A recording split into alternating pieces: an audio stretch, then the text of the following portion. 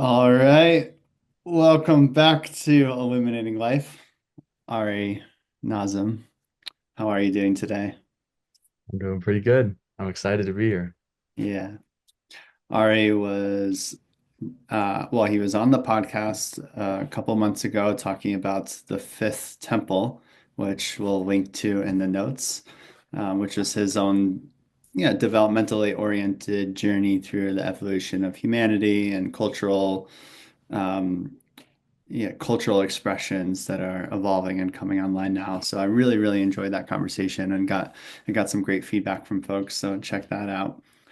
Ari was at my house here, this house, if you can see my screen, in Boulder just last week, and we were beginning a film project together, which I will not share more about now. Um, and Ari was talking to myself and Ethan Wells about his typology system that he's been developing, which is, yeah, it was just really fun. We stayed up till what, like 3 or 4 in the morning talking about different expressions of the typology system and different archetypes and people that represent those expressions of consciousness. And just felt intuitive call to have you on the podcast and to be able to share that with the broader world, because I don't think it's a system that you've published or released anywhere. Is that correct? Yeah, it's been kind of evolving more than some of my other frameworks, so I haven't put it out, but it's coming to a new crystallization now, so this is a perfect time. Awesome. So before we share it, and we're going to share his screen, and if you're listening on audio only, you can pull up a link to the visual map so that you can see it while you're listening.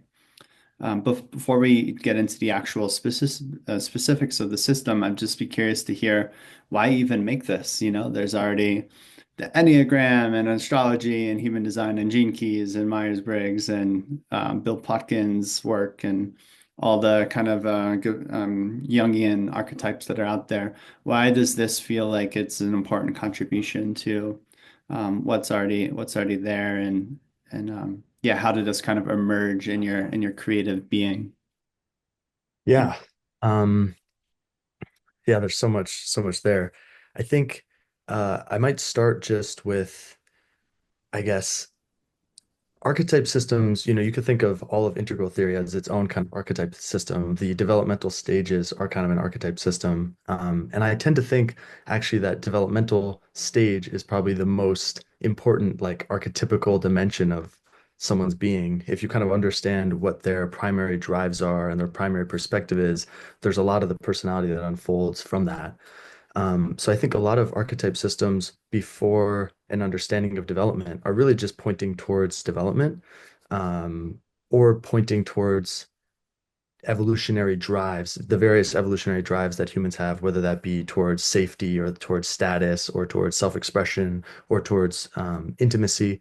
I have kind of a map of these seven evolutionary drives that emerge through evolution. And I think a lot of type systems that are supposedly talking about horizontal types are actually talking about different stages of development. And for the majority of human history, we didn't have an understanding of development. And so I think types are more referencing that or referencing life stage as opposed to some sort of true horizontal difference at every stage. So that's one of the first things. Um, so the developmental dimension is often missed. And then the second thing is that I think often when we don't have an understanding of multiple intelligences, type systems often end up referencing intelligences. And I actually think types are distinct, or at least the way that I'm talking about types. Of course, all of these are typing systems, but what I mean by types is kind of these different character styles that can be used in any intelligence, in any of the multiple intelligences. There can be, let's say someone with high emotional intelligence that's embodying the archetype of the ruler, or someone with high emotional intelligence that's embodying the archetype of the fool. But the expression of that intelligence is coming through these different masks. To me, the archetypes are kind of like masks, but often, for example, in the Enneagram, there's usually a conflation between the intelligence I find and the type. So like type 4 in the Enneagram is like the romantic, the artist.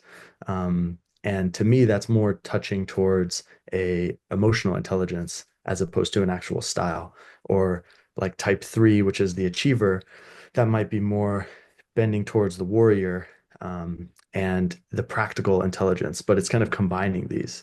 So I think it's important to differentiate what's an intelligence system versus what's a mask. And so my system is kind of stripped of the intelligences, stripped of developmental models, and you can have an expression of these masks at, any level of development, and through any intelligence at any state of consciousness.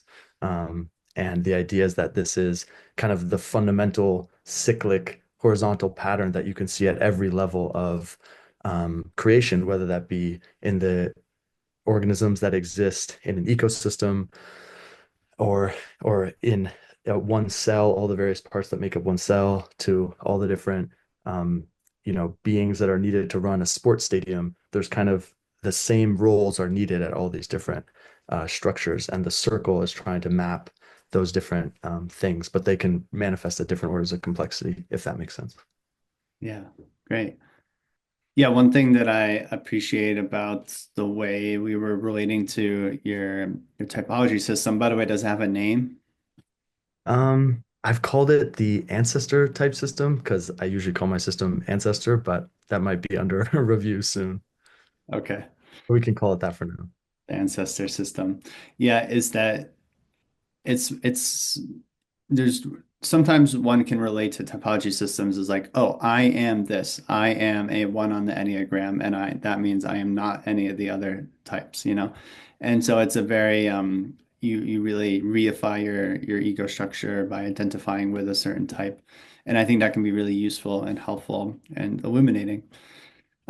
There's another way to relate is like these are different energies that are expressions of wholeness, and we can exercise different energies or allow different energies to kind of come through us contextually based off what's needed or of service or what feels most erotically alive.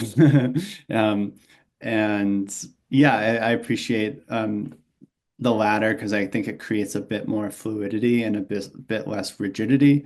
And it also sort of liberates us to explore the territory of all of these different ancestral archetypes, and to not feel as if, oh, we are only this. And at the same time, to see that we're all unique beings. And part of our uniqueness is undeniably that we have a flavor to us, like we have a gestalt to our way of showing up in the world that can be experienced somewhat objectively. Like if you were to take 30 people in a room and you were to spend 30 days together, there's a chance that there would be some of these core expressions that sort of rise to the top, and others that maybe feel underdeveloped in your average waking expression, you could say. So I Mhm. guess that's just a caveat is both being with the nuance of seeing these as all available to us and all parts of us are expressions of wholeness that are always right here, and also that there's certain tendencies and patterns that make us who we are, and that to completely water down that aspect would be to kind of say that chicken soup is indifferent from, clam chowder or something. And there's at a certain level that just gets a little silly and impractical. Mhm. Totally. Something that came to mind when you were talking is there's also um, kind of an evolutionary reason for this, or the reason that humans express this may be, let's say, more than deers or more than some other animals, that, the males and females of various ages kind of fit an archetypical role within that community, or you can, tell how a juvenile red-tailed hawk is going to act. There's like characteristics that are kind of undeniable about that being because it's more conditioned by instinct, and the way that they operate is kind of more set. Whereas humans, we've been selected for evolutionarily by group selection for at least something like 55 million years. We've been primates for about 55 million years. And primates don't live individually. Primates live in familial groups of males and females of all ages. So children, young adults, adults, and elders in one community, of many individuals. This is 55 million years ago. Um, so from then until now, evolution has been acting on us and our ancestors through the group lens. And it's more important the dynamics and the relational dynamics of a group, that's what helps them survive versus the individual strength or aptitude of one individual monkey. That hasn't been acting on us for a very long time. So human beings come out of a lineage of basically members of a circle, members of a group. And the groups that survive the best are the ones that have specialization because they can adapt to different scenarios better than a group that's more homogenous. And they can also get better at specific things if certain individuals are prioritized. And so when you look at human beings, we have much more variation within our personalities and even the wirings of our brains than other animals that are not group selected because there's actually a benefit to have something like a psychopath or something like a schizotypical person or people with various types of neurodivergence that allow them to see things that the other beings can't. Because we're kind of a group organism, and you want these different beings that serve as these different sensors, these different organs. In modern society, that comes off as really strange because you have people that are all over the place and we're trying to put them through one education system and one sort of lifestyle. Whereas, and a lot of those things that might have been helpful in an ancestral environment are kind of going haywire. Like there's some theories about the reason we have psychopaths and like a pretty good chunk of the population, like 1% is, I think, psychopathic, 4% can be sociopathic. The fact that we retain a huge percentage of our population in those styles is because they're actually beneficial in tribal conflict. If you have a member who's willing to run in and kill another person or kill an animal or do something that's violent, but is affiliated with a group, that actually might help the group survive and motivate the other people who might be more timid to enter the conflict, which protects the tribe. And groups that didn't have that member might have been, less advantageous. Whereas you live in a modern society and you have this person with all this, very low empathy and very high aggression, just walking around and they're disconnected from people and from a culture that can lead to maybe serial killers or people doing, antisocial things. And so we're in Or a running for strange, president. yeah, or in business or being more aggressive in business, whatever it is. But I think that's just an important context to lay that there's a biological foundation to this, so that there have been shamans in human cultures for 50,000 years. Where did those shamans go? They're still amongst us. Yeah, I want to take a minute to plug another podcast, the telepathy tapes. Have I mentioned it to you? I don't think so, actually. Okay, I must have started listening just after you left. The telepathy tapes is created by a documentary filmmaker like myself, and it's not a podcast. Excuse me, it's not a podcast like this is in the sense of two people just talking in real time. It's more of an investigative audio journalism, you could say. Excuse me. And basically, more or less, what the show uncovers is that um, some autistic folks who are mute, who don't speak, have they telepathically communicate with each other and with their parents, with their teachers, and each episode gets progressively more and more kind of out of the mainstream orthodox, you could say. And the whole show is geared towards the scientific minded, the highly skeptical of the esoteric or of, mystical capacities or these spiritual intelligences.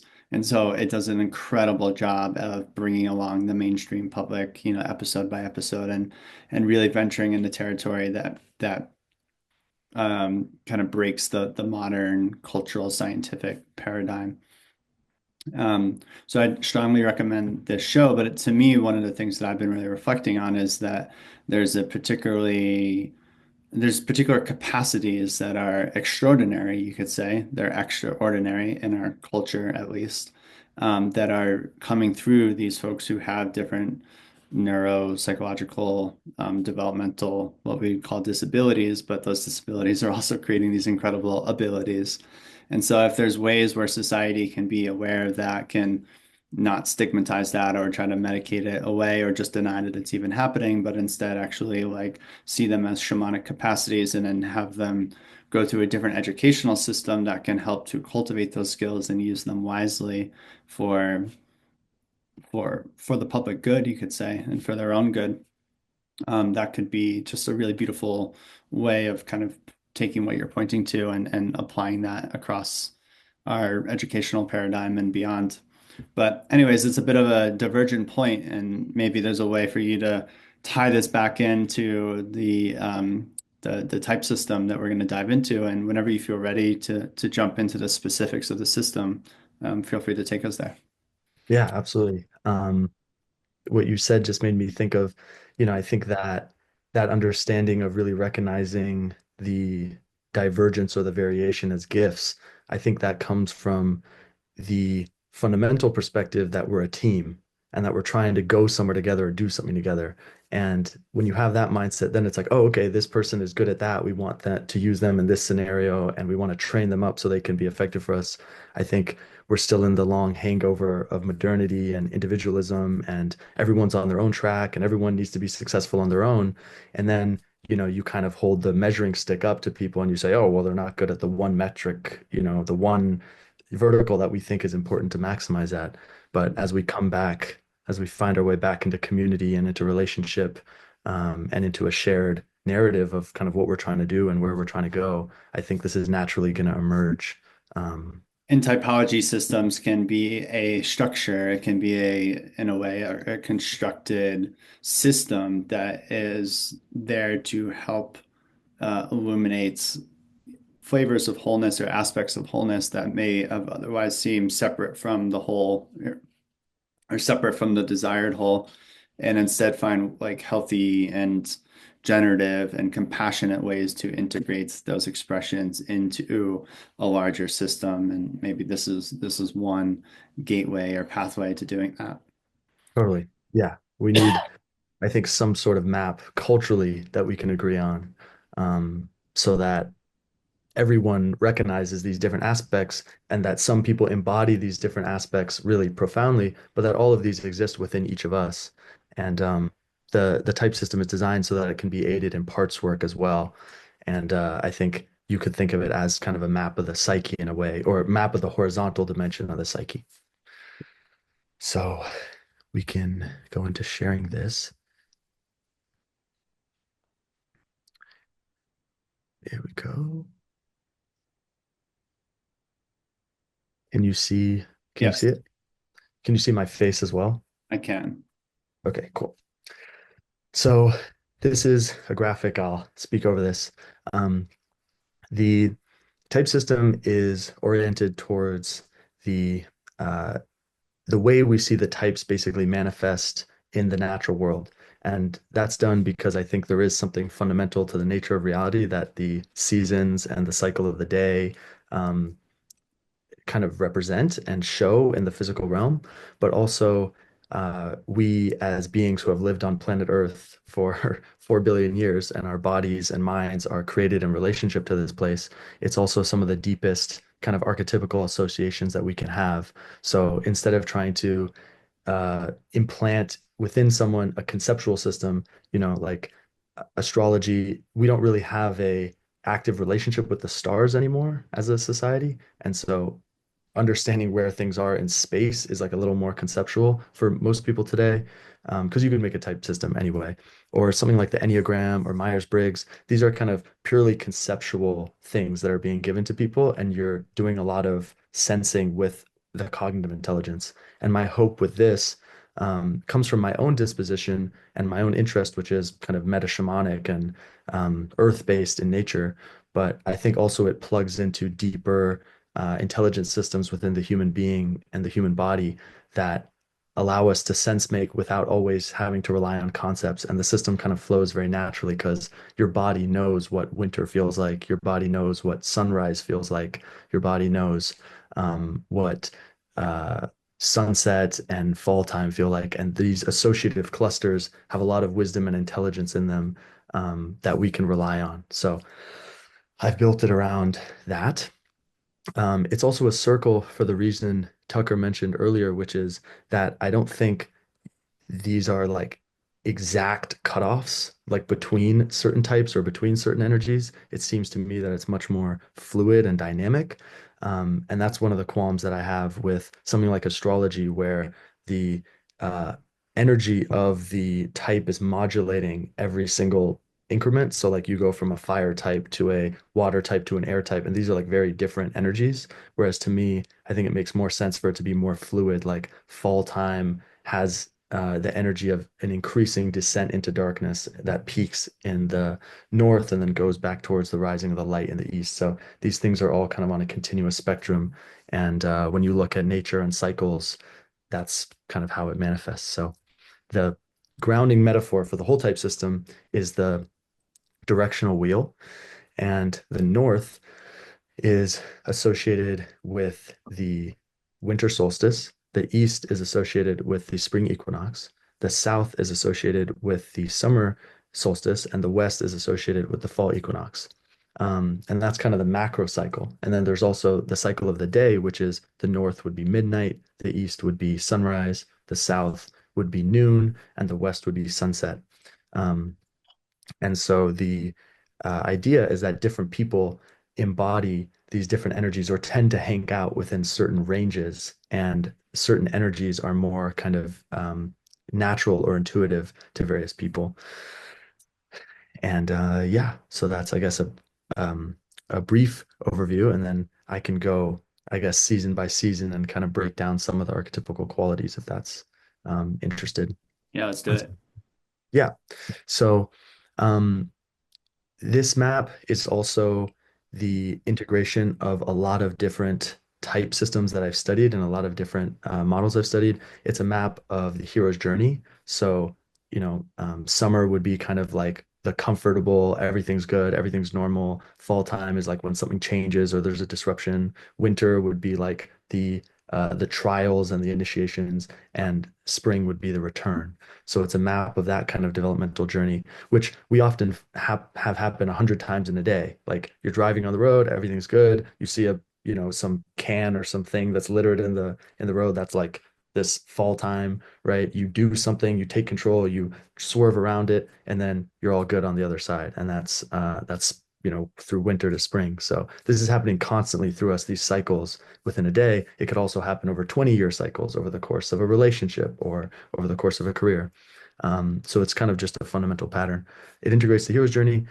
It integrates Stan Grof's basic perinatal matrices, and I can go into that if that's interesting. It integrates Bill Plotkin's Wild Mind framework, um, and a variety of others. I have a version that has 12 sub archetypes, and that integrates some of the Jungian psychology and Jungian archetypes and the tarot. So there's lots of ways this can be used as a map, but this is kind of the most simple view of it. Awesome. Yeah, I guess I can start with the the seasons and then say some archetypical qualities of those times. Great. Okay, so um, I'll start in the east. So the east is where the sun rises. This is basically where it's very calm, it's very serene, pretty zen. Um, I'll bring in some of the subtypes so you can see some of the for those of you who are watching visually, you can see some of the qualities associated with it. But the East has kind of this innocent, lighthearted, open quality. It's the time that's associated with beginnings and freshness and newness, with clarity and with an ascension. Um, but it's not, the sun isn't yet at its kind of full intensity. It's slowly rising. So the archetypes that are usually associated with the East would be the sage who's seeking, illumination, seeking wisdom, the innocent who kind of is after the sun has risen, this kind of early, dreamy kind of, I guess, yeah, this innocent and kind of pure quality, the jester or the fool who is kind of playing in this new growth and is has this beginner's mind that's unclouded by troubles and by worry. And so the east eventually starts turning into the south, which is the sun reaching noon and the summer solstice. And this is the place of growth and aliveness and um, I guess cheerfulness and expansion. So this is archetypes like the seeker or the explorer, someone who is uh, always on to the next thing. That this concept of growing or this concept of seeking or exploring is going from one thing to the next because there's a lot of abundance. The archetype of the lover, it's sunny, it's dreamy, it's a time of basically in some sense being carefree because there's lots of abundance. Summertime people or kind of more southern people, I would say, are people who are naturally very kind of cheerful and optimistic and are bouncing around with lots of energy and are very, I guess, nice to be around, sunny sorts of personalities, golden retriever energy. As you get more towards the west is the place where the sun sets and as you're kind of going into darkness. So you have the archetypical quality of the West is kind of this descent and this intrigue into the things that are spooky and mysterious and transformative. And the archetypes that are within the Western and the fall time kind of zone would be archetypes like the muse or the enchantress, the seductress, the enticer, right? You have the magician, who could also be called the shapeshifter or the alchemist. You have the outlaw, who could also be called the destroyer or the rebel, who's changing things and mixing things up. And the archetypical quality of the West is where the stark truths are revealed, right? The leaves fall off the trees. We see the structure for what it is. And things are just getting darker. We haven't yet hit the winter solstice where we're actually climbing back towards the light. A lot of people associate winter with peak darkness, but winter is actually the climb back towards the light. That's why I give it kind of this ambitious quality or this quality of striving towards and taking responsibility. Whereas the fall is more this time of mystery, sacred confusion, being willing to play in a place that may have no start or finish. It's this kind of dark, mulchy, decomposing playground. And this is, I would say, an area that we need to get really comfortable with these days in the meta crisis days, in the world of rapidly changing technology and shifting social systems. This has historically been a part of the psyche and archetypes that, especially after modernity, have been really sidelined and put into the shadow as we've tried to figure everything out with the rational mind and with the dominance humans now have over the natural world. And a lot of these things, like it's rare for humans today to see decomposing things or rotting things. A lot of people have lawnmowers and leaf blowers, and the second leaves fall and start to decompose, they clear them out of a lot of suburban places. We keep our food in the fridge and we don't watch it kind of decompose and return to the earth. So this quality has kind of been hidden from us. And it's in a lot of people's shadow and it freaks people out a lot, but it's something I think we need to really start to embrace. Maybe the types, the kind of archetypical dimension we need to embrace the most as we enter this time of wicked problems and uncertainty. As we come into the winter, the the north, the winter solstice, this is kind of the peak darkness. So this is midnight. And this is where we go from kind of confusion and openness to transformation towards dedication and striving in a specific direction. So, um, if this is kind of the training montage that Rocky goes through, or this is, you hear some people on social media these days talking about the winter arc, and this is, I think, archetypically consonant with that, and people intuitively know it. The winter is the climb back towards the light. So this is the coldest part of the year. The sun has been away from for the longest. Um, but this is every day we're getting closer to the dawning of the sun. And so this is associated with archetypes like the warrior or the hero or the hunter or the adventurer. Um, this is also the ruler or the king or the queen who kind of does the hard things, is a judge, is a someone who structures things and cuts out, I guess, the BS that doesn't need to be there. There's no time for BS in the winter. There's a scarcity. Things have to be done, um, with impunity and with good decision making and keeping everything in order. The winter is a time that kind of where things contract and kind of form order. It's not necessarily a time for new growth and play and abundance, but rather to hunker down.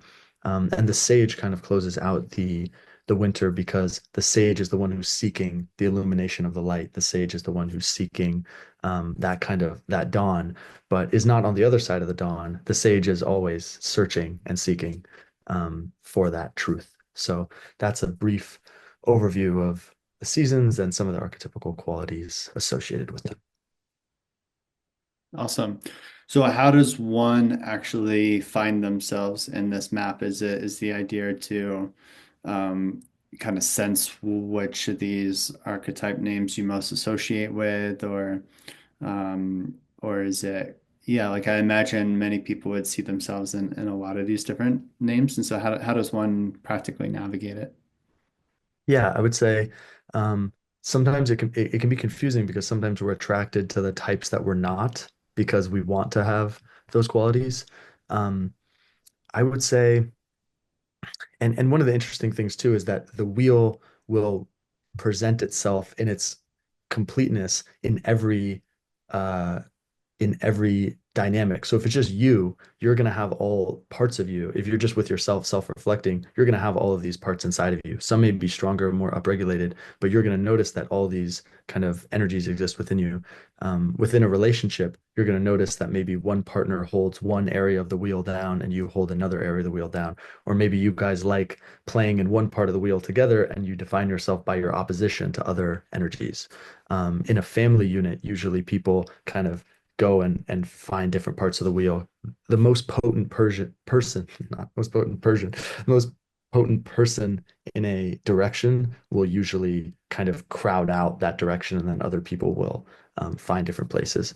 So I would say um, thinking about in times where you felt the safest, the most seen, and basically where you were free to be as you are because you felt received and witnessed in your fullness.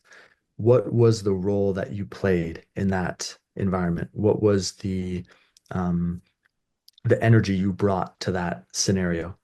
Um, I think that's a good question because often we are socialized into taking different roles, but when you feel really safe and really free, maybe with childhood friends or with a partner you really trust, or in a moment of deep uh, self-love, often you can kind of see, oh, actually, I am a bit of a warrior. I'm always striving, when it's up to me, I'm always trying to accomplish the goal. Or oh, when it's actually up to me, I'm kind of like the innocent. I like, kind of floating and dreaming, and I don't love it like being too serious. And I like um kind of being able to be more expanded and not think about the hardships of life. That's kind of naturally who I am. Or actually maybe when I'm not having to be sunny and light for my friends or for my family, whatever it is, I'm actually interested in, the darker things or the taboo things. And that's what I spend my time doing when I'm alone is I'm, looking into the underbelly of things. That would be more kind of Western. So yeah, I guess that's a start. Yeah, great. Maybe it would be fun to just go through each of the four seasons and just in a way they're a meta archetype in your system. They're kind of they're a whole range of archetypes. So maybe we could just talk about the universal qualities of these four meta archetypes and just yeah, just like you were doing, but we can kind of just both Great. riff and name. Yeah. Do you want to start? Which one should we start with? Um, let's start in the East. Okay. Yeah, Yeah, so without I don't have the screen the map up now, so we'll just kind of yeah, let's just freestyle to it. okay, Like, great. yeah, Awesome. what are some of the expressions that you feel like are really defining of the East? Um, I think you tend to see a serene quality, um, I think a hopeful quality. like a actively kind of ascendant or dreamy or idealistic quality. Um, there's an element of slowness. I wouldn't say sluggishness, but I would say, um, there's an in the same way when you hear the birds chirping in the morning or the trickle of dew in spring or the trickle of snow melt in spring, it's not like a roaring river. It's a slow trickle, and it's kind of this like sipping tea in the morning. Yeah. Yeah, beautiful. Yeah. Sipping tea in the morning and like feeling that sunlight kind of begin to rise and come in. And there's a sense of maybe the day hasn't fully begun its robustness, but um, it's an awakening. And yeah, you have the sage there, which is kind of that quality of awakening and coming into our light, our expression of fullness or wholeness. And so maybe juxtapose that with the South and how the far due South would be in contrast to say the spring.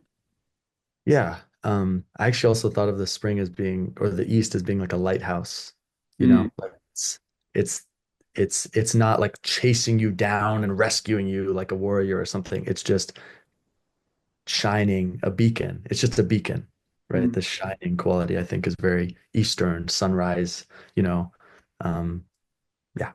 The southern quality is, think about Ibiza, right?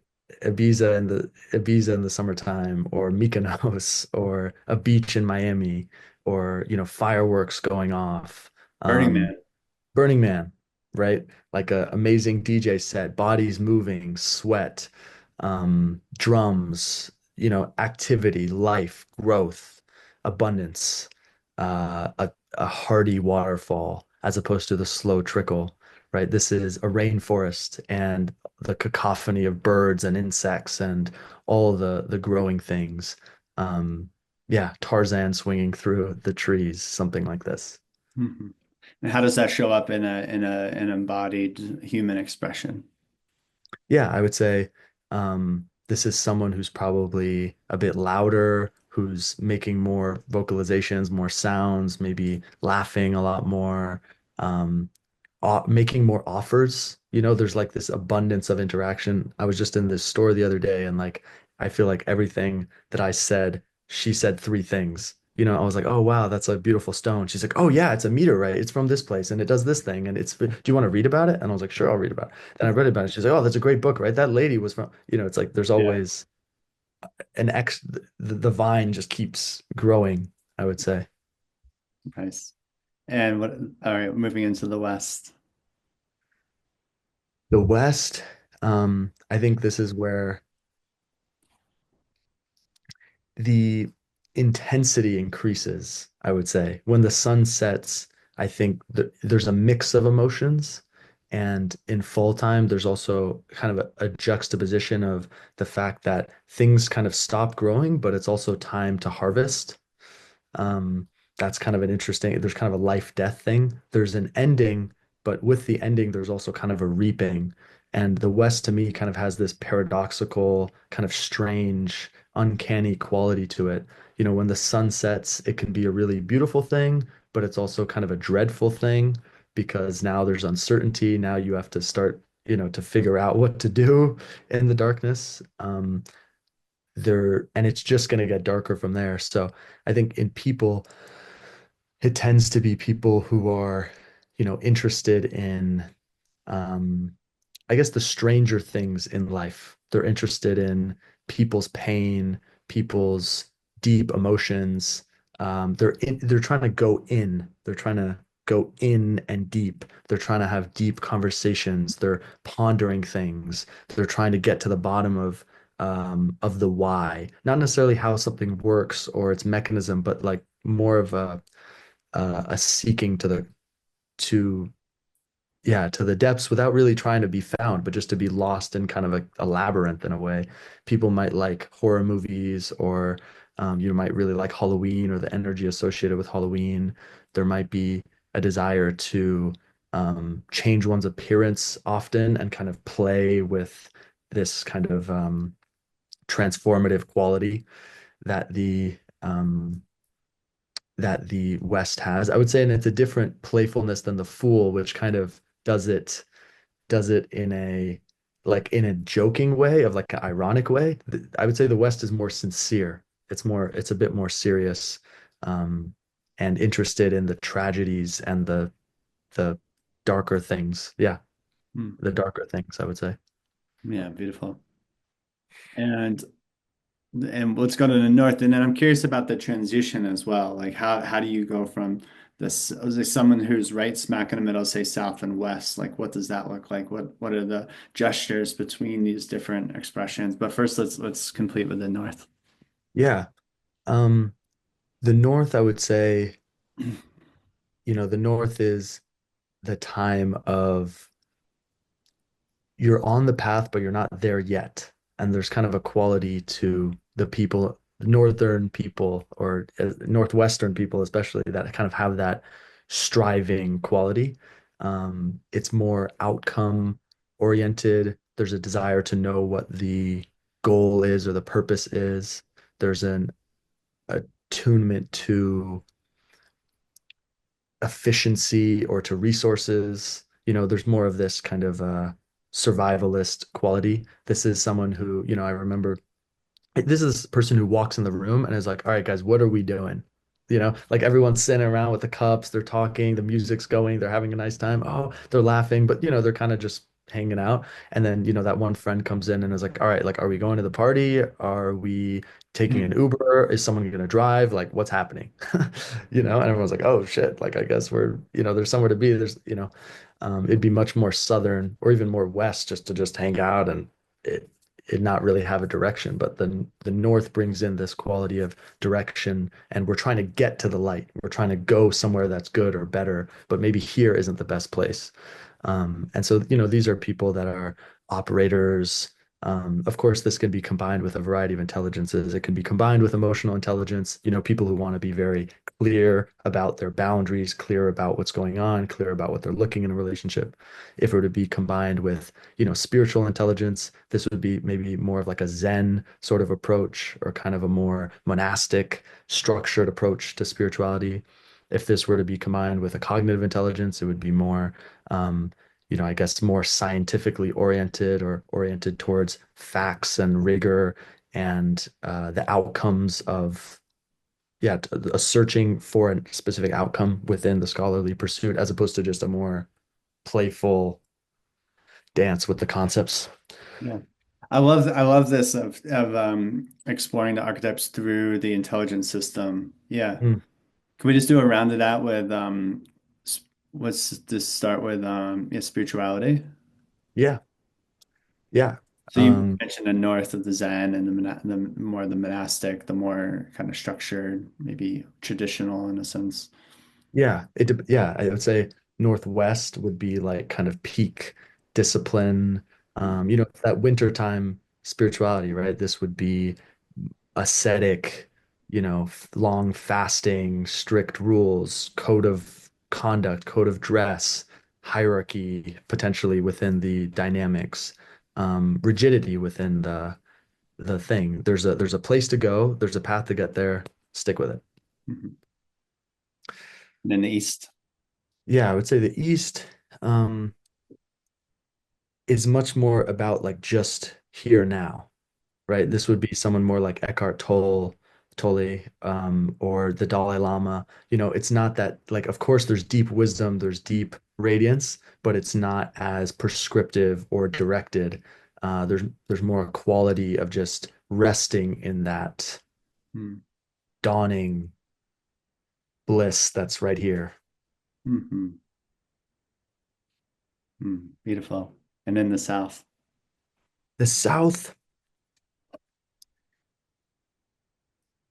it's a good question. I would say this is more like festival spirituality is the first thing that came to mind, but Ecstatic dance. Maybe exactly. some types of plant medicine journeys like Bufo or 5-MeO or something where you just like blast it off into the bliss realms, um, LSD, maybe. Um, what about, yeah, well, I guess, and then like moving more into the right. Oh, maybe also Tantra. Yeah, I would say Tantra can get kind of Western. Yeah, It, like you moving into Southwest, but the just the idea of sexuality, of eros, of erotic kind of union and finding the divine through sexuality. Totally. Totally. Yeah, I associate that kind of with the Western gateway.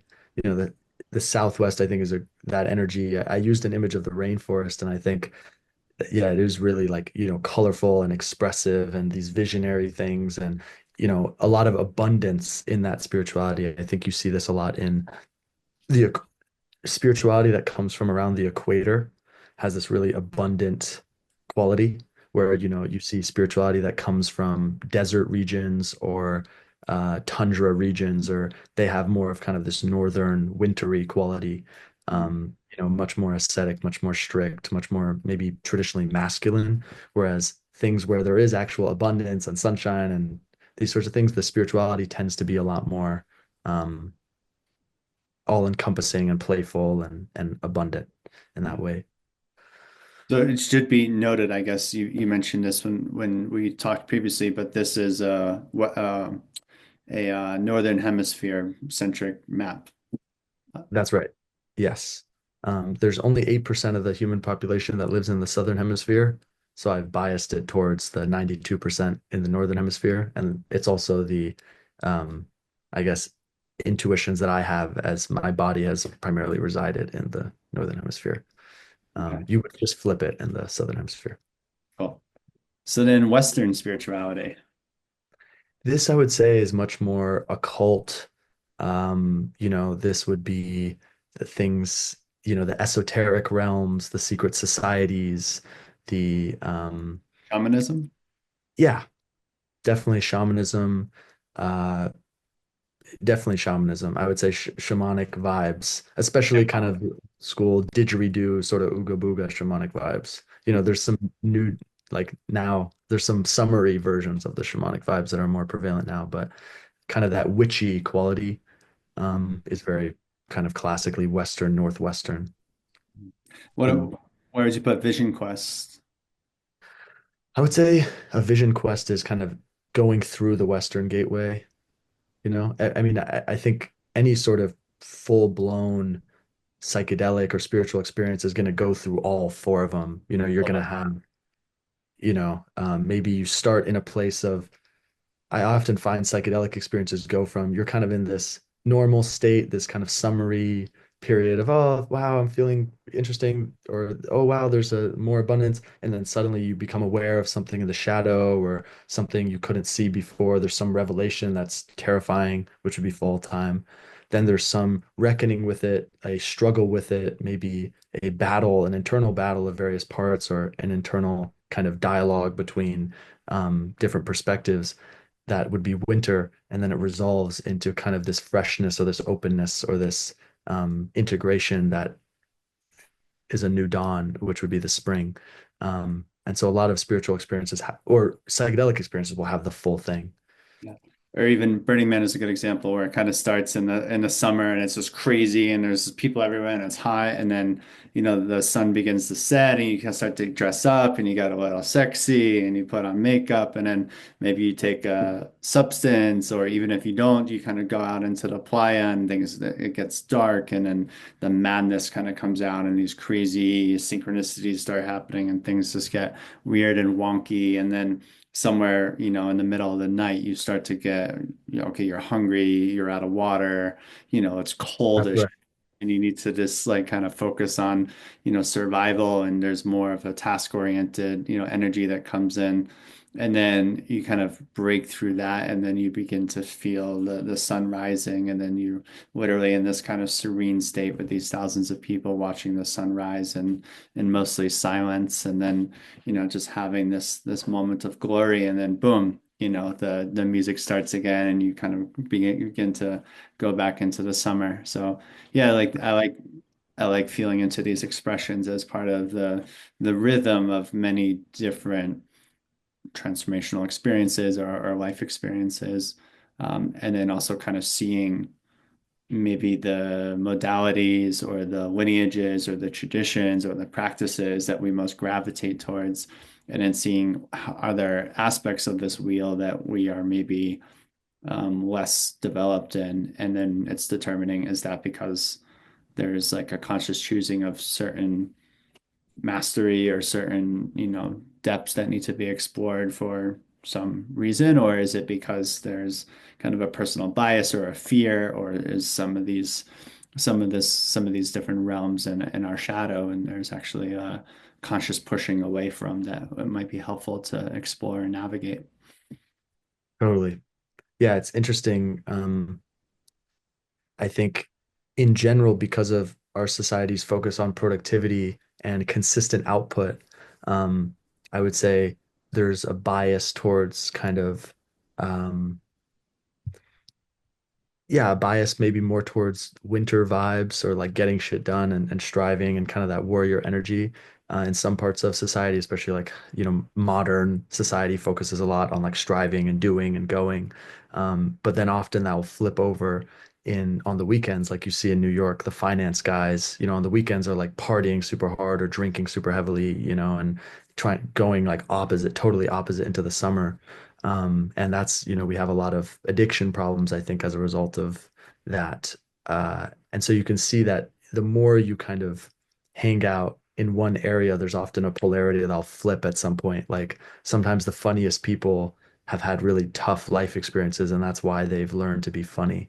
And that's, maybe they were in the West without wanting to be, and so they're trying to cultivate intentionally an East. Um, or you see uh, yeah, there's things like that that you often find in people's psyches, and trying to balance it out, I think is, or at least develop a healthy relationship to all while staying in your own place is ideal. Awesome. So I'm curious about the motion between the four directions. So maybe if we take north and we kind of go from, pure north or solid north into that easterly movement. Can you describe like, yeah, what would maybe a northeast, someone who's holding both of those expressions equally, like what would be a flavor, the qualities or characteristics of that type? Yeah, I would say that would be something like a really a really good mentor is the first thing that comes to mind. Someone who knows that you have growth, knows that there's somewhere for you to go, that you're not there yet, but there's this kind of awakened quality of it's okay right now, that kind of Eastern quality of, the dawn is already here. We're not in forever night. Like we made it, we're good. And there's progress to be made. So kind of that wise elder. That's why the last type in the Northeast sequence is the sage. And there's also, the ruler and the warrior. But I would say if you're going kind of northeast, you would be getting into the qualities of like the ruler, the sage, which would be the kind of the wise guide, mentor, elder. Yeah, super helpful. And what about east into south? Yeah. Um, I think this is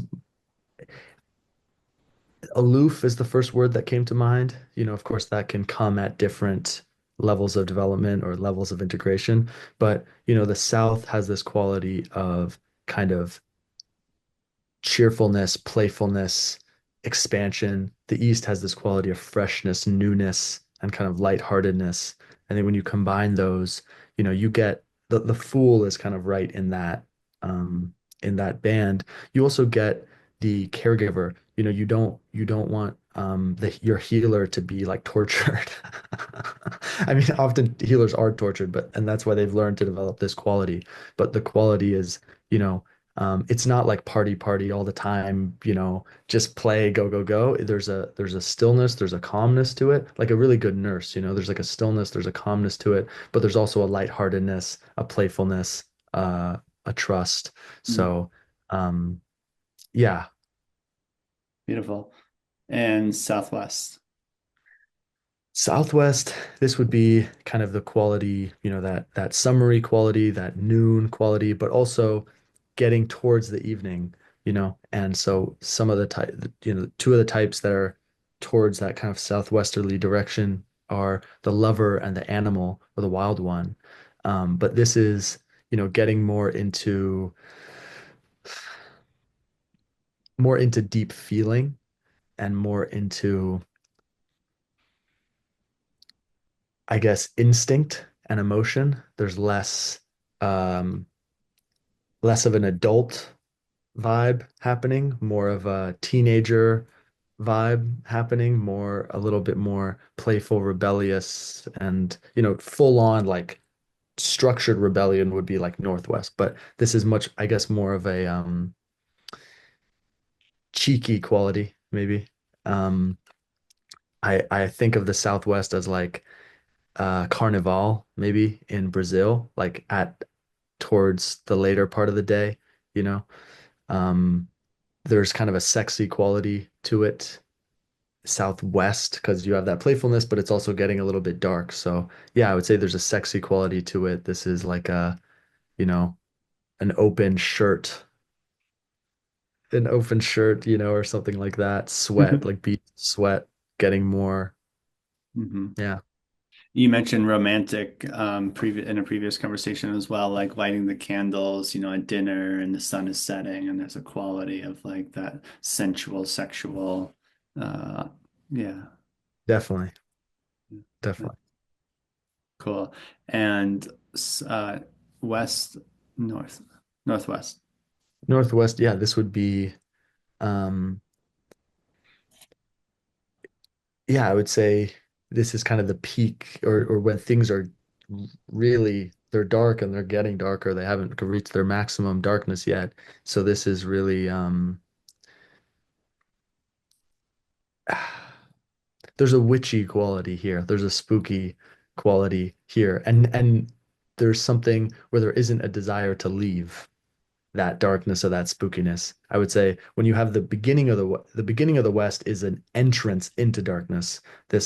I associate that kind of area with the archetype of the muse or the siren or the enticer that's kind of pulling you into somewhere where you wouldn't normally go because you're enticed. And then, in the far north, you have archetypes like the rebel or the outlaw moving into the warrior in the kind of northeast, and there's more of a directional quality of getting out of the darkness. But kind of in the peak darkness, I tend to associate that with the shaman or with the magician or with the shapeshifter or with the alchemist. And this is, you know, the kind of safe the safety that darkness gives us to play and to experiment and to reform ourselves a bajillion times. So there's kind of a uncanny quality, a shape-shifting quality, um, a witchy quality, um, in the Northwest, I would say. Cool. So I'm curious to, and I feel some hesitancy to do this because I think this could go wrong easily of naming people, like naming specific people and being like, they're Northwest or they're, dead South. And maybe the caveat is like holding this super lightly and that it's obviously a subjective interpretation and that it's in the service of being helpful in naming people that are imaginable beyond their qualitative descriptions that can help to just grok the model a bit more easily. Totally. Um, so yeah, maybe I'd be curious where you see yourself falling on this map and how you find yourself in it, and then you can do the same for me. Totally. I tend to think I orbit the West. I think sometimes I can kind of be Southwest and I tend to talk a lot and be pretty expressive and like, um, yeah, especially when I'm in a good mood and feeling alive, I definitely have a lot of energy and talk very animatedly. So there's some southerly quality there, but there is also kind of an intensity. And I always have been drawn to the hidden and the taboo and the different and the alternative, and the spooky and the shamanic and weird. So I would say I tend to orbit the West. I can swing kind of up towards the warrior, and I can swing down kind of towards the explorer, but I tend to be more Western. Um, Sometimes Northwestern when I'm on my own, maybe Southwestern when I'm around others. Um, I would say you give me a lot of the qualities of the East and have that kind of that serene quality that I mentioned and that hopeful kind of idealistic quality. Um, I see that definitely very present in you and that focus towards the present and where we are now and just always grounding back to where we are now. I think the East is really about that that dawning nowness and that illumination of what's already here and what's arising. You know, the South, things are changing, things are growing. The West, things are decomposing, things are dying. The North, things are still and like kind of as they are. The or you know recharging. The East is where this illumination happens and these new possibilities emerge. And um, you always have sometimes like a yeah an idealistic or dreamy quality when you're talking about things, and there's a real hopefulness. You know, your phone background is a vision of a better future. Like that's kind of archetypically East to me. A new dawn, right? Yeah. Ah, I have to- this is my phone background. It's this beautiful, kind of utopian, I guess, intentional community Right. vision And it's for at sunrise, I think, which illustrated is at that sunrise, or I guess it could be sunset, but it definitely it looks like a sunrise. yeah. Cool. Um, Does that resonate with you? yeah, it does. I mean, what should I say about this?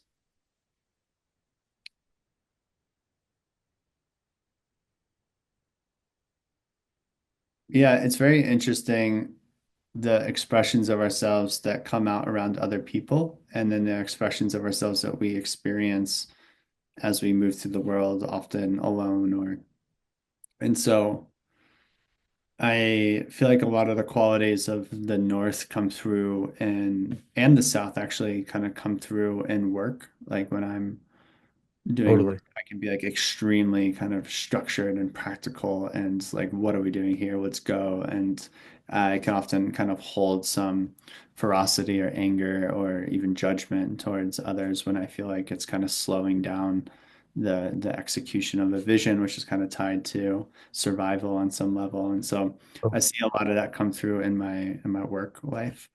And I see a lot of the kind of the South aspects come through more around some relationships with people that bring that out in me. So it's like that's not my natural expression when I'm home alone. I'm not like dancing like a crazy person, although I definitely have. But when I'm in certain contexts, like when I went to this place, Pachamama, and I spent 6 months there over 2 years, I was known as the like crazy ecstatic dancer that was just like full of life and like full bliss. And everyone was like, how do you dance like that for so many hours all night long? And it's like, I don't know, I've never done this before. It's just happening. Yeah. And so there's ways in which, yeah, different contexts kind of bring out those qualities. And then in the West, that's been more, I don't know where you would put this on your map, but there's more of like the deep visioning and the in Right. the imaginal realm and kind of like Definitely. seeing like actually seeing these images of the future and kind of speaking to multidimensional beings that are guiding this soul soul eros. It feels like this aliveness that is pulsating as the quality of soul that is demanding that I live a certain way and kind of threatening death if I don't. And so there's a quality of almost like an enslavement to a certain karmic patterning that is like soul has kind of like co-constructed in order to use as this vehicle for enacting like a certain consciousness in the world, or at least in the world that I'm touching. Yeah. But that's not something that I like talk about a lot. And I actually have a couple of podcast episodes where I do speak kind of openly more about those sides of me. But yeah, I think a lot of that has softened a little bit in this past year or two, and there's a little bit more of a grounded integration. It's almost like it's like I got the message, and now I don't need to necessarily hang out in that territory as actively because it feels clear what the mission is, and now it's kind of just like that north enactment of it. So that's my own um momentary expression of my relationship with the wheel. I really, really love that. Each thing you mentioned struck me as like dead on for what the quality that I'm trying to reference with the wheel is, and Mm. also the parts of yourself that, I've seen glimpses of and or just even heard about. Um, yeah, it was beautiful seeing this mosaic of Tucker kind of fill in these different spatial regions and, seeing the dancer versus, you know, I've seen I've seen moments of you in that work mode, even just this past week, like when we were shooting stuff or bringing stuff in and setting it up, like there is this kind of northern, more Yeah. winter quality for sure that I've seen. So I think you contain a lot of it Yeah, for the it's whole interesting thing. with the South as well because I have I don't know 8 or 10 different projects that I'm balancing and juggling, and so a lot of that fire energy, it's like the North structure integrates the Southern fire that has the Totally. Easternly sense of like all is perfect just as it is and it's happening now, and then with the Western kind of like soul imaginal kind of underworld Yeah. um, infusedness. And so that all kind of just combines as this like integrated life force that, yeah, that I feel really balanced right now in a sense, but in another sense, it feels like my whole life I've always been balanced for exactly what needed to happen in that moment, but then the balance keeps shifting because new experiences require a different balance. And so it's like reality and our cosmology to reality are kind of co-creating one another or co-emerging. That's so well said. Yeah, I think ideally it is we do have kind of a integration of these different parts of ourselves in that direction, and we can I think this is more of a my generation thing, but there was a show Avatar: The Last Airbender. I don't know if you've watched it or I haven't seen it, but I've heard about it. the idea is that there's this avatar, this being that can master all four elements. And then there's these civilizations of people who are built around one element. Like there's the water tribe, there's the fire nation, there's like the earth kingdom, and there's the um, air nomads, I guess. And this one being incarnates in a kind of line of reincarnation, and they're the one who can integrate these different things. And it's interesting that show was airing in my childhood, like in the early 2000s, makes me think maybe there was some sort of collective consciousness integral wave thing happening of trying to integrate these different perspectives and this being that can navigate them, but most people are stuck in their own perspectives. A lot of people that I talk to these concepts about that are around my age will often be like, oh, it's like Avatar, like you're talking about that sort of thing. And it's like, yeah, exactly. And that is another thing is that the directions can also be associated with elements. So, like you said, south would be that fire energy of kind of the exuberance of noon and summer. The uh, west would be that water energy, the kind of deep running, like descending, transformative energy of water. The north would be that stable, kind of grounded energy of earth, and the east would be kind of that open, lighthearted energy of air. Yeah, nice. Um, I want to skip to a different question I had because you were just touching on it. I'd be curious how integrating the first podcast we did together around the fifth temple, which you could also call integral or meta-modern consciousness, or yeah, how do you sense that vertical developmental consciousness can sort of interpenetrate with a typology system like this and make sense of it in a way that might be different from other developmental orientations that are relating to it? Yeah. Um, I think maybe at an earlier stage, let's say from orange, from the achiever consciousness, you would be trying to say, okay, find your archetype and master it so you can dominate or do whatever it is you need to do. Be the best magician you can be the best sage you can be. Like find your niche and like kill it, right? That would be maybe a way to relate to archetypes from an orange perspective.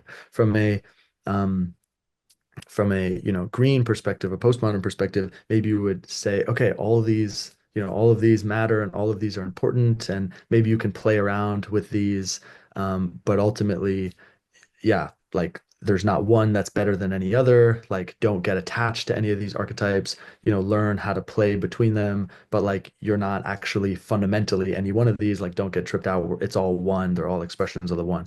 Then maybe from an integral perspective, we would say, we want to be able to play with all of these, have a relationship with all of these, and we want to understand our kind of unique archetypical makeup, and express that as best as possible for the collective while realizing that it's shifting and changing always and that we want to be fluid and play. But there is always kind of, I guess, a in each moment that's arising, a ideal mask to wear to meet that moment, and then it can be taken off. Yeah, nice. I'm reminded of David Data has this audio lecture called The Three Stages of Intimacy. And it's on Audible.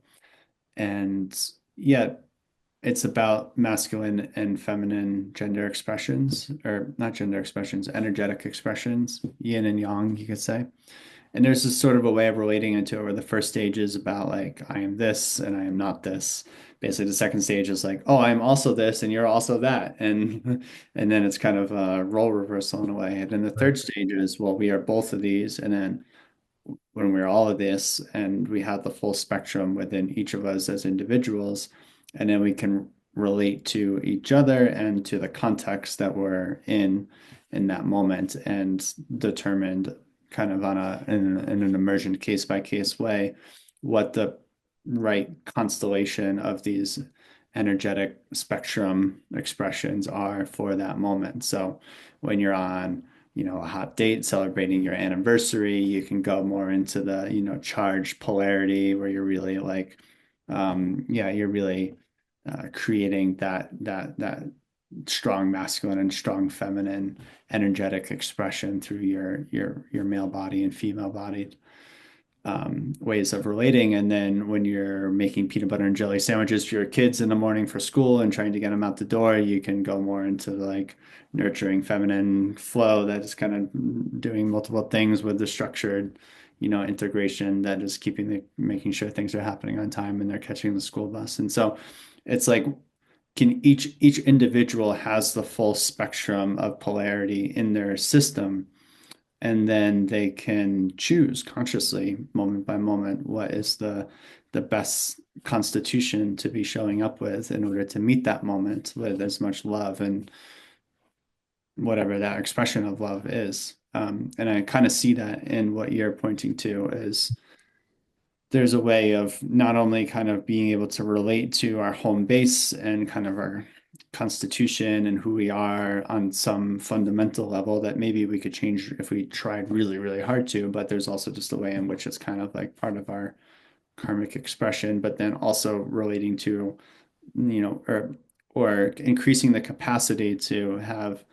as much dynamism as possible and to be able to kind of move into as much territory as possible in order to best meet the moment, while also not maybe like pathologizing that or creating a sense of like, oh, I need to be this watered down soup that is a little bit of everything and not just like fully, go into the places where I feel the most alive or where I have the most enjoyment from.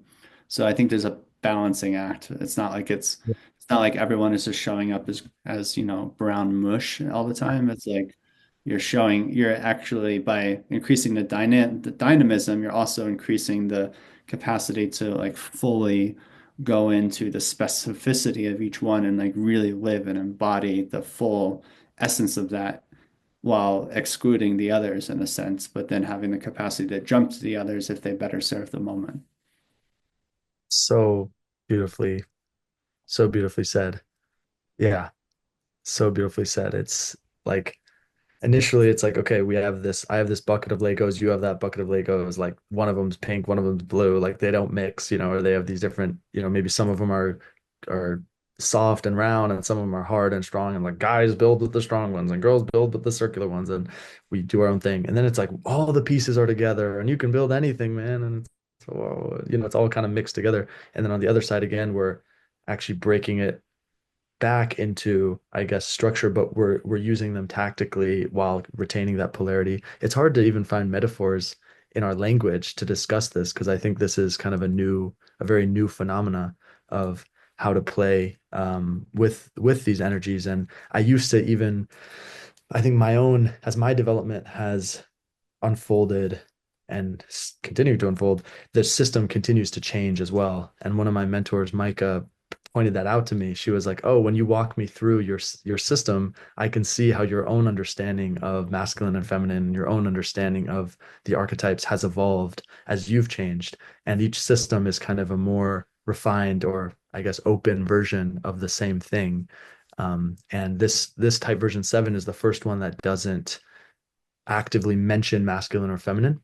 Mm. The previous ones were based on this idea of dark, light, masculine, feminine. So there was the light father, the dark mother, the light mother, and they kind of held down the different seasons or different regions of the wheels.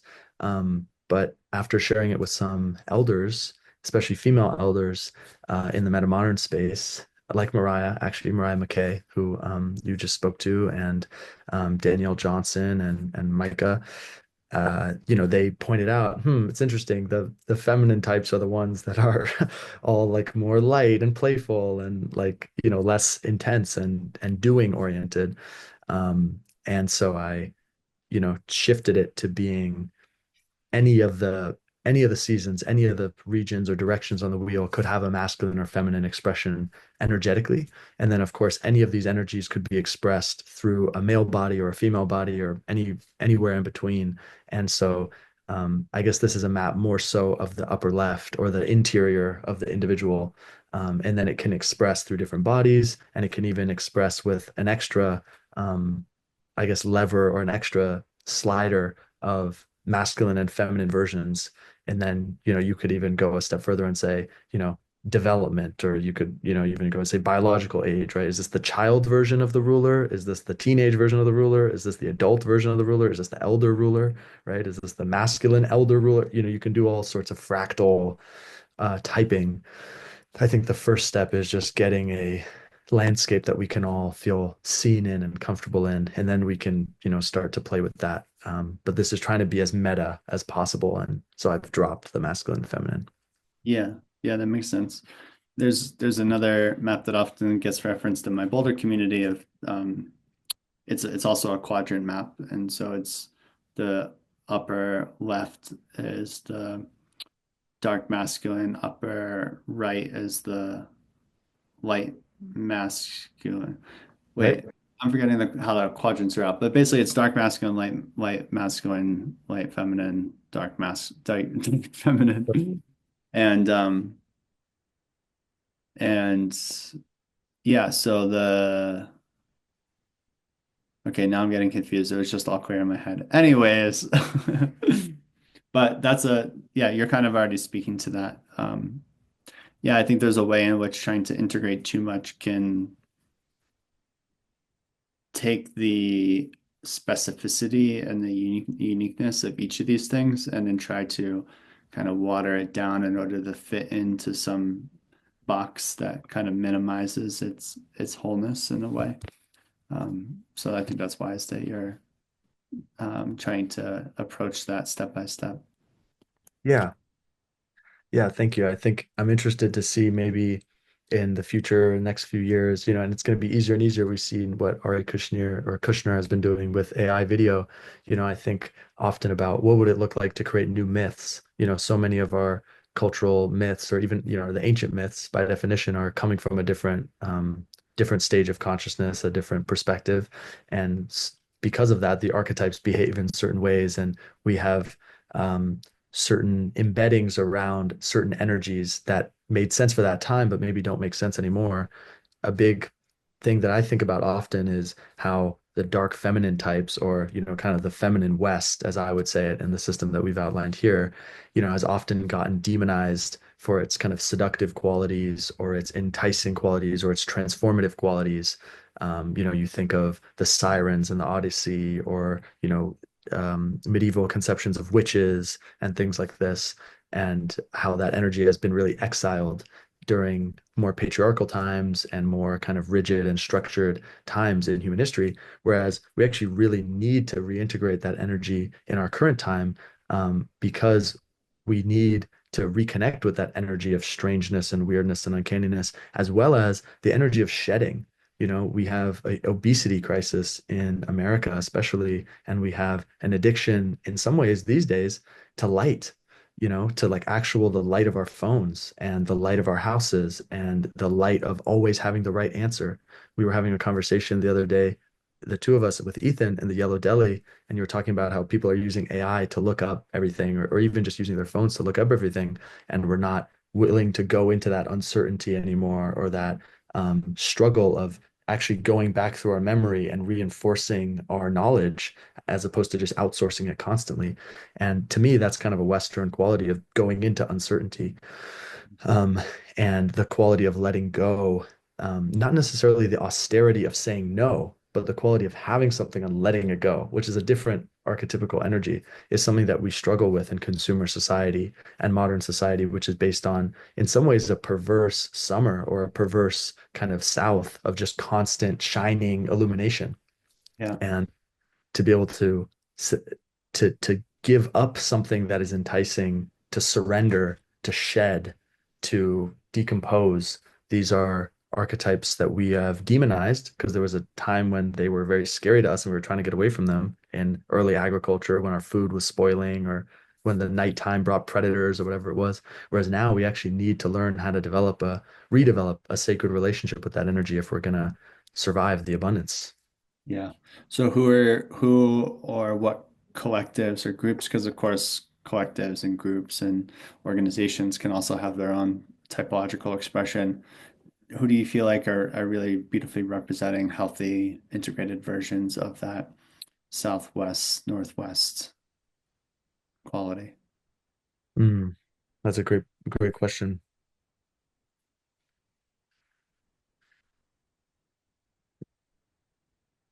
Um,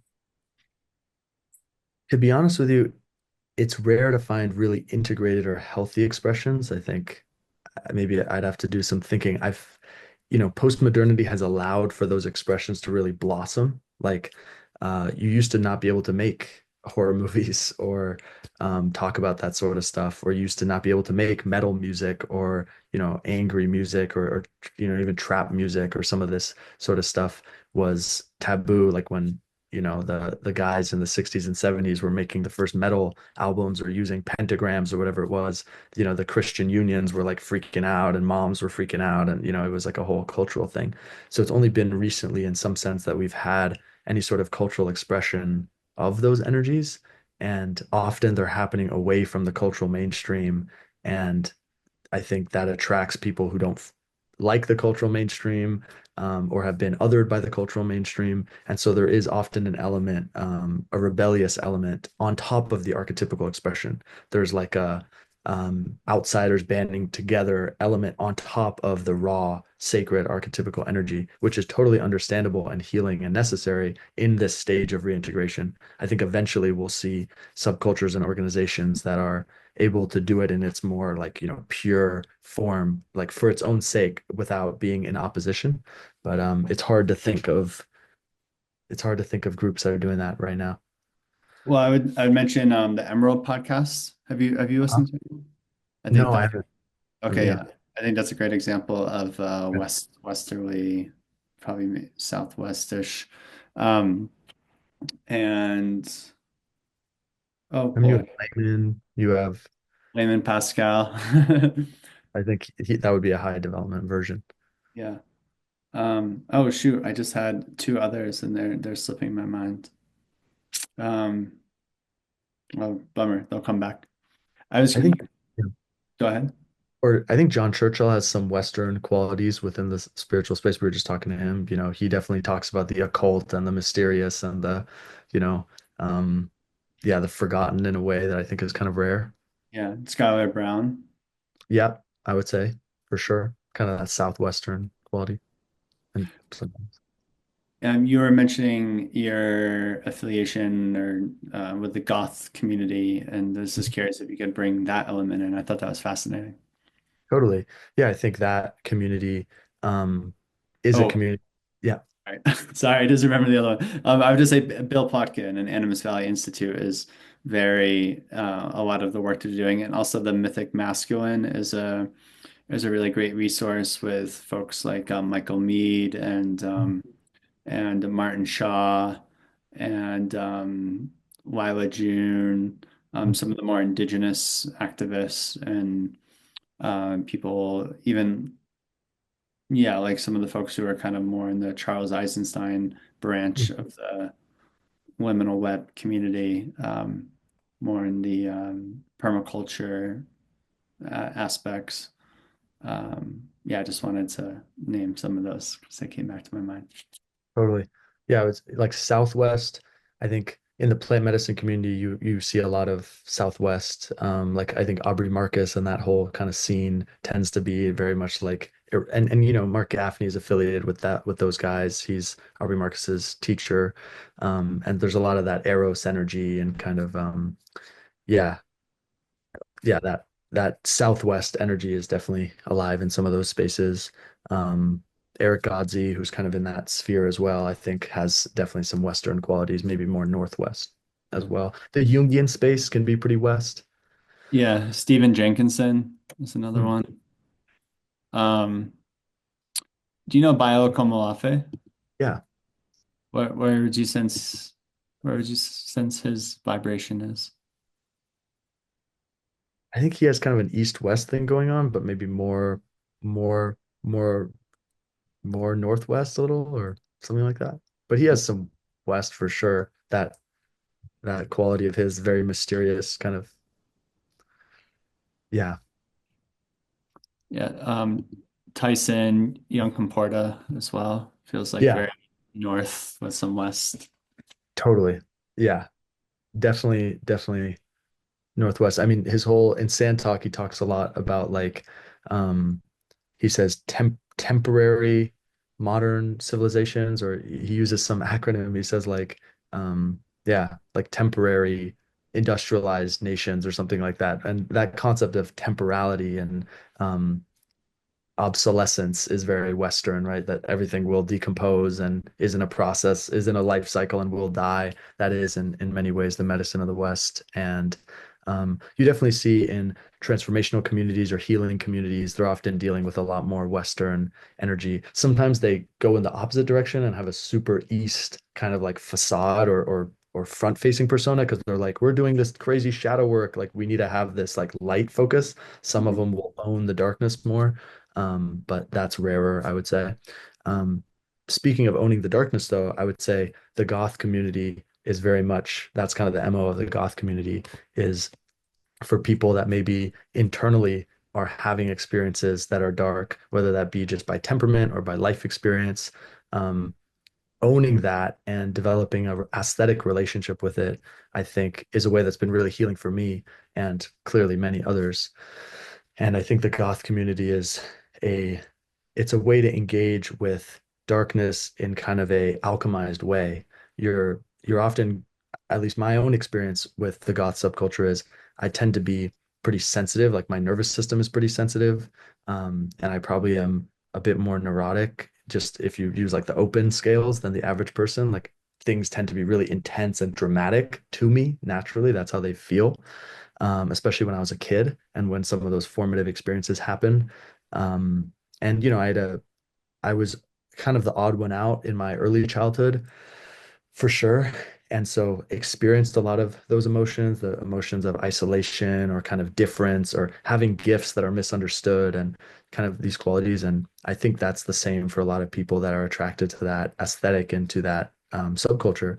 But it's to me, it seems like a way to basically integrate the qualities of being scary or different or outsider and to embody those things intentionally as opposed to having those labels put on you kind of without your consent. You're consensually, intentionally making yourself look more dramatic, more, I guess, spooky, and leaning into the darker vibes, intent, like you're swimming into the current, and through that, being able to integrate them and maybe watching horror movies or listening to music that's more grating or abrasive, or where people are screaming, or just embodying or talking about darker themes. But not it's not the it still has all the elements of a community. It still has the clubs and the music and the costumes and the iconic figures, and there's still this element, this warm element of safety and belonging. So it's taking this thing that could be dark or could be outcast and making it into its own element of belonging. And I found my girlfriend in that community. I found a lot of uh friends and um belonging, yeah, over there. Yeah, it's beautiful. Oh, I think a story that is maybe common for folks who are underexpressed, you could say, in the West, or just in our culture in general, is that if people are expressing things that relate to the death and mystery and decomposition and even pain and suffering and these types of things, then it must be coming from some weird shadowy place in them that's kind of trauma that is psychologically not integrated, or yeah, it's expressions of the shadow realm.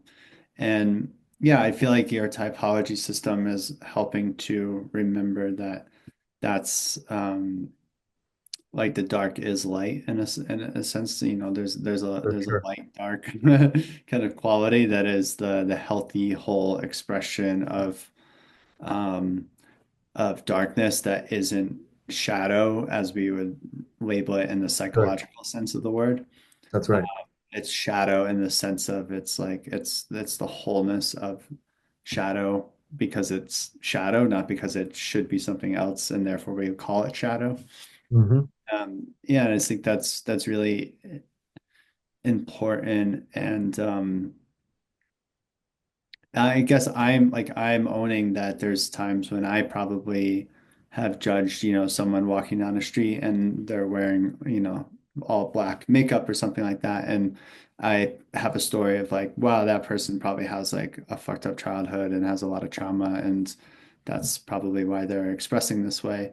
And that might be true, but it also might not be true, or it also might be true that the trauma isn't necessarily the direct correlation behind the desire Right. to express those Westerly qualities. So, yeah, I'd be really curious to continue to kind of work towards this meta modern collective culture that we can, where we can celebrate like expressions of darkness and also not expressions of darkness like, oh, we can tolerate this because it's like an indigenous, tribe from the Amazon has like endorsed it as, Right. postmodern approved or something like that. It's like, no, it's like we can create our own rituals that are fucking weird and bizarre Totally. and make us feel uncomfortable. And, you know, they can, yeah, that can just be beautiful because it is what it is. And it's its own expression of wholeness that has like a ton of wisdom and intelligence that's latent in it. Yeah, I really, And from a polarity perspective, the contrast of that makes the East more East. Like the East automatically becomes more easterly when it's contrasted with the polarity of the West. And so it's all it's helping the whole map grow, and one side also grows. totally. There's a different dimension, which is, I think, like partiality versus wholeness. And that's different than light and dark. And I think those often get confused. Like light is Right. associated with the illumination of wholeness, but it's like, what about what about death? What about all these things that are part of experience that, are also part of wholeness? It doesn't really seem like wholeness if those things are exiled. And then there can be fragmentation that looks light, I think, whereas some people may take their experience or they might resonate with expressing in a really dark way, aesthetically or otherwise. There are people who maybe with a similar experience but a different archetypical leaning will express overly light and will be wearing, all flowing white things or talking really slowly in kind of this new agey way, and everything's love and light and don't bring those bad vibes here, and we're going to play the gong and this and that. And that's really beautiful. And it can also be fragmentary, and disintegrated. And I think part of the, yeah, part of the issue, or maybe not the issue, but something that I'm excited to watch naturally unfold, because I think it is naturally unfolding and will continue to in the meta modern wave of cultural development as it emerges, is a linked, a sovereign unity of these different energies relating to one another, not in opposition, but in kind of this dynamic web where maybe, you know, um, there are lodges or subcultures of these various energies all at a meta modern wave that are all, um, I guess, in relationship with one another. And we kind of see this already, I think you have different meta modern thinkers or different meta modern wave or integral wave, teal wave movements that have these different vibes, like dark Renaissance, maybe embodying more of like a Northwest or a North, or, Hanzi, maybe more of a Northeast, and, Brendan Graham Dempsey, maybe more of an East, and various people in the community, Daniel Schmachtenberger, maybe, I guess, Northeast or something like that. And, and you have these different teachers and these different parts of the movement that kind of pop up in these different segments of the wheel. And I think as we add more young people to the movement, or as more young people come in, ideally the whole wheel gets filled out more so. Yeah, nice. I'm noticing that we could do the same thing where we stayed up till 4 in the morning and just kind of keep talking about this. But is there anything else that feels essential to share or to touch on or to complete in order to make this presentation of the model feel more whole?